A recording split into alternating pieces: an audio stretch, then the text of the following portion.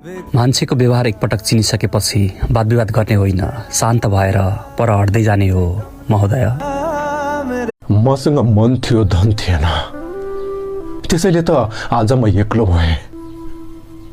मैले मेरा आफन्तहरू किन्न सकिन, मैले मेरा साथीभाइ किन्न सकिन।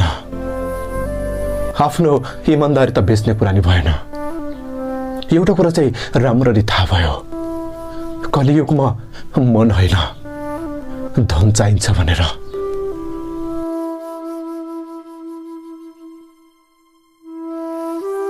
मैको अक्षरले लेखिएको किन नहोस्, अवकाशपछि कर्मचारीको परिचय पत्र काम लाग्दैन। जतिसुकै महँगा कारहरू किनेर ग्यारेजमा राख्नुहोस्, व्हीलचेयरको प्रयोग गर्ने दिन आउँदा ती काम लाग्दैन।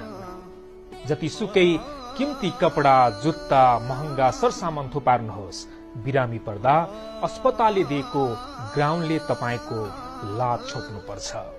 जतिसुकै ठूलो धनराशिको बैंक ब्यालेन्स गर्नुहोस्, तुलसीको मोठमा सुताएपछि त्यो पैसा तपाईको कदापि हुने छैन।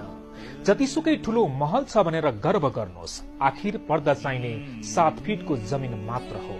जतिसुकै ठूलो स्टार होटेलको खाना खानुहोस्, आखिर पर्दा आफन्तहरूले नै खुवाउने तुलसी पानी नै हो। धनी हुनुहुन्छ, निजी विमानमा चढ्न सक्नुहोला, तर ख्याल राख्नुहोस् कि कुनै दिन अस्पतालको बेडमा चढ्न पनि